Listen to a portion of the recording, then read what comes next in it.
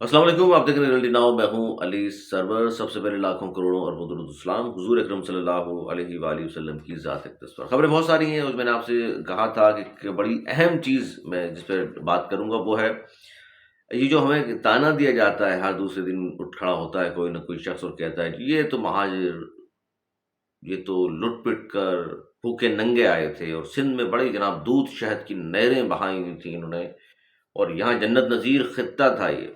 वो मैं आज बताता हूँ आपको, और इसका जवाब बाकायदा मैं आपको शवाहिद के साथ देने लगा हूँ इंशाअल्लाह, और आप इसको पढ़ सकते हैं। और ये पटिशन लाया हूँ मैं, जो 1928 की पटिशन है। 12 नवंबर 1928 को ये पटिशन रॉयल कमीशन के सामने यहाँ कराची में डाली गई।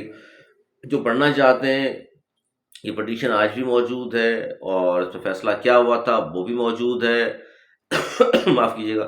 उस वक्त क्या हालात थे जिन्होंने पटिशन डाली सिंध के हवाले से कि बम्बई से अलग इसको किया जाए सिंध को, तो उस वक्त उन्होंने पूरी सूरत हाल लिखी थी सिंध की 1928 में। वो मैं आपके सामने रख देता हूँ। उससे पहले दो तीन चीज़ें और पेश कर दूँ आपके सामने, ताकि वो पता चल जाए कि इनके अपने क्या हालात थे जो हमें आज ताना देते हैं महाजिर होने का। महाजिर तो जाहिर है, मैं इस पर वीडियो कर चुका, तफसील बता चुका आपको। कराची में एक बार फिर हम देख रहे हैं कि महाजिर कराची के नौजवानों का, कराची के नौजवानों को कत्ल के हवाले से मैं समझता हूँ, कत्ल कहूँगा मैं इसको, जो सिर्फ 10 दिन में 23 हलाकतें हुई हैं हादसात में कराची में। जैसे बच्चे भी हैं, ख़वातीन भी हैं, नौजवान भी हैं, बुजुर्ग भी। 10 दिन में वो डंपर के नीचे आए हों, ट्रैक्टर के नीचे आए हों, वो किसी गाड़ी बस के नीचे आए हों, लेकिन कोई पुरसान हाल नहीं है। गवर्नर साहब ने कहा था वो खुद डंपर के सामने आ जाएंगे और रोकेंगे इन तमाम चीज़ों को। अब देखते हैं कि वो क्या करते हैं। 10 दिन में 23 हलाकतें हुई हैं।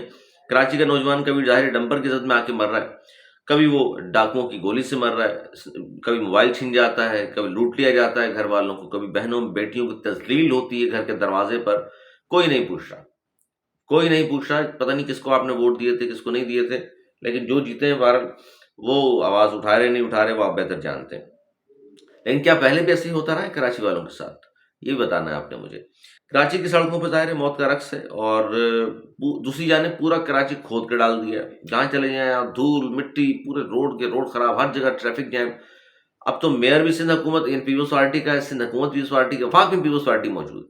फिर भी अगर कराची के मसाइल हल नहीं होते, अगर आप काम नहीं कर सकते, तो फिर वो बता दीजिए मेयर साहब आप फिर क्या चाहते हैं आप। बल्कि उल्टा मेयर साहब फरमा रहे हैं, मुर्तज़ा वहाब साहब, कि जी कुछ अनासिर ने कराची को टीटी, बोरीबंद और खौफ का शहर में तब्दील कर दिया था, और आपने दोबारा इसको जो है वो दूध और शहद की नदियां बहा दी हैं कराची में। मतलब कराची का नाम कम से कम पहले कचराची नहीं था, कराची पूरा खोद कर आपने डाल दिया। सड़कों पर मौत का रक्स, गलियों में मौत का रक्स, जहां जाते हैं किसी जगह ऐसी नहीं है जायामान जहां मिल जाए, कहीं ना कहीं कोई ना कोई निकलता है घर से, बच्चा, नौजवान, बूढ़ा, उसको मार दिया जाता है। अच्छा, दूसरी जानिब मैं आगे चलता हूँ आपको। जेडीसी वाले जफर अब्बास साहब लंदन पहुंचे, और वहां उनसे मुर्तज़ा अली शाह जियो के जो नुमाइंदे हैं वहां पर, उन्होंने उसका इंटरव्यू किया। वो बहुत ज़्यादा क्लिप वायरल है उनका, और उन्होंने उनको मुश्किल में डाल दिया जफर अब्बास साहब को। उन्होंने शुरुआती सवाल किया जफर अब्बास साहब से कि जी बानी मुत्तहदा कहते हैं आप जो काम कर रहे हैं, यानी फलाह बहबूद के हवाले से आप जो काम कर रहे हैं वेलफेयर का, ये आपने उनसे इंस्पायर होकर शुरू किया है। अब उस पर वो कहने लगे कि जी कोई भी शख्स अच्छा काम करेगा तो मैं तो ज़ाहिर फॉलो करूँगा, और करना चाहिए। बहुत सारे लोग अच्छा काम कर रहे हैं जिनको मैं मानता हूँ और मैं उनको फॉलो भी करता हूँ। दूसरा सवाल जो उन्होंने किया वो उससे ज़्यादा खतरनाक था। खतरनाक इन सेंस के उसका जवाब कोई देता है तो फिर आप समझ जाए क्या होता है। तो दूसरा सवाल ये किया कि भाई आजकल बानी मुत्तहदा के बहुत पोस्टर लग रहे हैं, बैनर्स लग रहे हैं कराची में।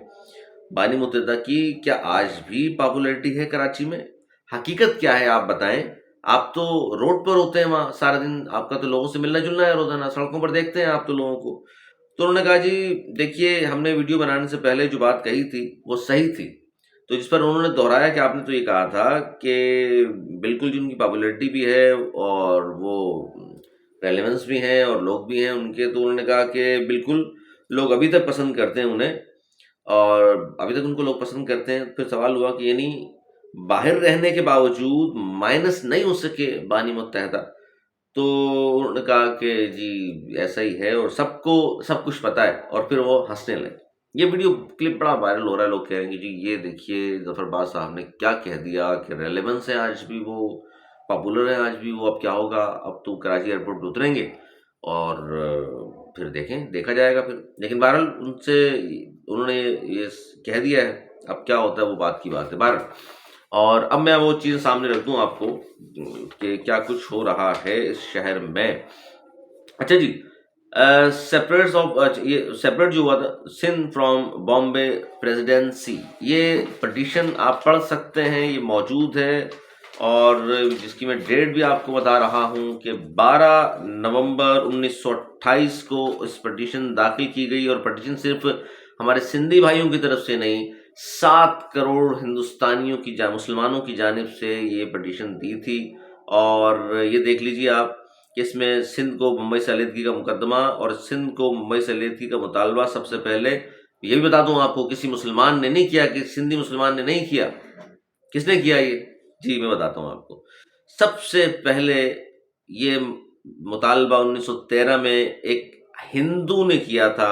اس نے یہ ریزولوشن جو ہے کانگریس سے پاس کرائی اور پیش کی تھی کہ علیحدہ کیا جائے سندھ کو بمبئی سے. اس کے بعد آپ نے جو پٹیشن داخل کی وہ آپ نے مسلم لیگ کے کندھے پر رکھ کر یہ پٹیشن ڈالی. ٹھیک ہے جی. رائل کمیشن کے سامنے محمد دین ایسوسیشن کے ذریعے پٹیشن 12 نومبر 1928 کو ڈالی. وہ پوری پٹیشن آپ کہوگے دکھا دوں گا میں آپ کو، اور بلکہ موجود ہے لائبریریز میں، موجود ہے، آپ کورٹ سے حاصل کر سکتے ہیں. اور اس میں پیج نمبر 22 پہ اگر آپ پڑھیں تو اس میں پٹیشن میں لکھا ہے کہ یہ پٹیشن بر صغیر کے تمام مسلمانوں کی طرف سے ڈالی گئی ہے، صرف سندھ کے مسلمانوں کی طرف سے نہیں. اور اس وقت آپ کی آبادی صرف 35 لاکھ تھی یہاں سندھ میں، اور یہ 7 کروڑ مسلمانوں کی طرف سے ڈالی گئی تھی. پیج نمبر 78 80 پہ آپ آ جائیں، اس میں وہ کہہ رہے ہیں کہ جی جنہوں نے ڈالی ہے سندھ والوں نے، جو سارے مسلمانوں کی طرف سے، آپ ہندوستان کے مسلمانوں کے پاس گئے. کیوں گئے؟ وہ اس لیے گئے کہ سندھ کے 70% آبادی پر ہندو ڈومینیٹ کرتے تھے. پٹیشن میں یہ بھی لکھا ہے کہ جناب یہ دیکھ لیجئے اپرچونٹیز، ہاں، کہ ان کے ساتھ ہو کیا رہا ہے سندھ میں اس وقت. کیا ہو رہا تھا ہمارے سندھی بھائیوں کے ساتھ؟ یہ ہو رہا تھا کہ ڈپٹی کلیکٹر، انہوں نے لکھا پٹیشن میں، ڈپٹی کلیکٹر کی ہے 10 اسامیوں میں سے 9 اسامیوں پر نان غیر مسلمز کو چن لیا گیا، صرف ایک مسلمان کو دی گئی. یعنی یہ زیادتیاں ہو رہی تھی. اس آج بہت سارے یہاں مہاجر کہتے ہیں کہ جی دیکھ لیجیے کوٹا سسٹم لگا کر آپ نے، ہمیں تو نوکریاں ملتی نہیں، اندرون سندھ والوں کو ملتی ہیں. اور نان مسلم صرف کتنے تھے؟ 25%. پھر بھی 9 نوکریاں ان کو ملتی تھی، ایک ان کو ملتی تھی. لیکن اچھا پھر آگے چلیں. اس طرح پولیس میں وہ کہتے ہیں کہ جی 15 نوکریاں آئیں اس بار، 15 اپائنٹمنٹس ہوئی ہیں، اس میں سے صرف اور صرف ہمیں 3 ملی ہیں. اور یہ صورتحال تھی آپ کے ساتھ کہ 15 نوکریوں میں سے 3 ملی ہیں آپ کو، 10 میں سے صرف 1 نوکری ملی، باقی ہندوؤں کو ملی، جو صرف 25% ان کی آبادی تھی، آپ کی 70% آبادی تھی. یہ آپ کے ساتھ اس وقت سلوک ہو رہا تھا سندھ میں. اب تو آپ پورے سندھ کے بادشاہ ہیں، اس وقت یہ حال تھا. آپ کہتے ہیں ہم تو پورے 5000 سال سے بادشاہ چلے آ رہے ہیں، یہ حال تھا آپ کا، آپ خود لکھ رہے ہیں پٹیشن میں. اچھا پیج نمبر 135 پہ آ جائیں. آپ نے ہندوؤں سے معاہدہ کیا 17 جولائی 1928 کو. ہندوؤں کی آبادی سندھ میں 25% تھی، آپ کی 70% تھی. لیکن آپ نے معاہدہ کیا کیا؟ یہ دیکھیے، آپ نے کہا جی 50-50 کر لیتے ہیں، 50% رائٹس آپ رکھ لیں، 50 یعنی ہاف اینڈ ہاف شیئر ملے گا. یعنی اگر سی ایم سندھی مسلمان ہوگا تو ہم ہوم منسٹر اور اسپیکر سندھ اسمبلی ہندو ہوگا. اگر ہندو سی ایم ہوگا تو اسپیکر اور ہوم منسٹر جو ہے وہ آپ کا ہوگا. یعنی 25% والوں سے آپ لکھ کر معاہدہ کر سکتے ہیں کہ جناب معاہدہ کر لیتے ہیں. اور مہاجروں کی آبادی کیا ہے اور آپ کی آبادی کیا ہے؟ اور آج ہم شیئر کی کوئی بات کرتا ہے کوئی شخص کھڑا ہو کر تو غدار کہلاتا ہے وہ، اور آپ اس کے پیچھے لگ جاتے ہیں. تو یہ آپ نے 1928 میں تمام ہندوؤں سے کرنے کو آپ نے معاہدہ کر لیا، تو ایگری تھے آپ. یعنی ہندو سی ایم منظور تھا آپ کو. آج مہاجر سی ایم سندھ میں نہیں آ سکتا، یہ منظور نہیں ہے. اس وقت آپ کو ہندو منظور تھا 25% والا، اور 70% حالانکہ آپ تھے. پیج نمبر 347 تعلیم پر ہندوؤں نے قبضہ کیا ہے، آپ نے لکھا.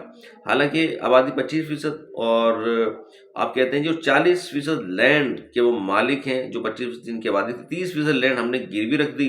یعنی 40% کے وہ مالک تھے، 30 آپ نے ان کو دے دی، گروی رکھوا دیا. آپ غریب تھے بہت زیادہ، تو ان کے پاس ہو گئی 70% زمینیں ہندوؤں کے پاس. آپ خود کہہ رہے ہیں 1928 میں کہ ان کے پاس ہے، ہمارے پاس تو صرف 25% رہ گئی ہے.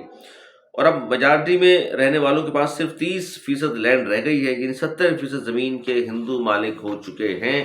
اور پھر آپ نے اسی پٹیشن میں آگے چل کر صفحہ نمبر 364 پر لکھتے ہیں کہ سندھ کراچی نہیں ہے. جو آج آپ کہتے ہیں کراچی، تو شروع سے سندھ میں نہیں تھا کراچی، 1970 تک نہیں تھا. दारुल-खिलाफा बना और फिर वहीं उन्होंने ख़त्म किया याहिया ने, तो कराची को सिंध में कर दिया 1970 में और भावलपुर को पंजाब में कर दिया। ये भी तारीख़ है। हालांकि सूबे जो बनते हैं वो पब्लिक ओपिनियन से बनते हैं, हमारे ऐसे ही बने हुए सारे एडमिनिस्ट्रेटर ज़ाहिर है पावर के तहत। बहरहाल क्योंकि अच्छा आगे चलते हैं जी। पेज नंबर 372 फिर पिटीशन पे आप लिखते हैं, लंदन वालों को तो एक दिन का खाना मिल जाता है, एक दिन का अच्छा खाना मिल जाता है जिसमें गोश्त मटन सब शामिल होता है, मगर हमारे यहाँ सिंध के अंदर जवार बाजरे की सूखी एक रोटी एक शख्स को दस्तयाब होती है, और वो भी पूरे दिन में सिर्फ एक बार। अगर हमारा कोई बच्चा बीमार हो जाए तो इलाज नहीं करा सकते, अगर कोई मर जाए तो कफन भी नहीं खरीद के दे सकते।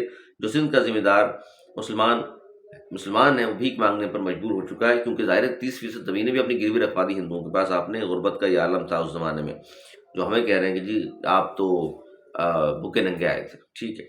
आप कहते हैं जी महाजी लुटपुट आए थे, ठीक।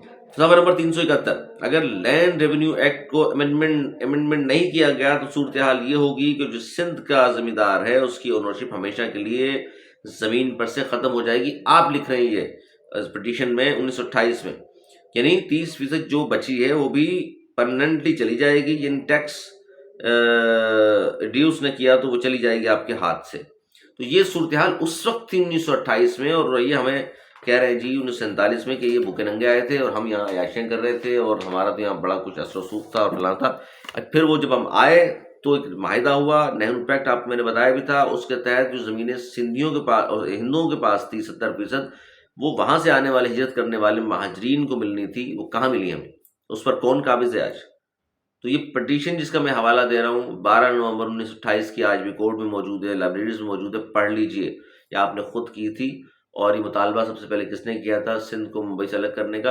ये तारीखी चीज़ें हैं ये सारी, मैं अपने पास से बयान नहीं कर रहा। जो हालात हैं वो ये हैं, कौन काबजीन है, किसकी ज़मीनें हैं सिंध में, किसकी नहीं है, हम तो फिर भी खामोश हैं भाई। तो लेकिन हकायक यही हैं, तारीखी तौर पर अगर गलत हैं तो ज़रूर आप इसका हवाला दे सकते हैं, दिखा सकते हैं हमें कि जनाब ये पटिशन भी गलत थी और ये नहीं थी और ये कुछ नहीं लिखा हुआ। तो बहरहाल नाज़रीन ये है इस वक्त की जो मौजूदा सूरत हाल। बहुत सारी चीज़ें रहेंगी इंशाल्लाह अगले व्लॉग में फिर बयान करेंगे। आपका बहुत शुक्रिया, आप बहुत ख्याल रखिएगा। मुझे इजाज़त, मौलाना के बाद।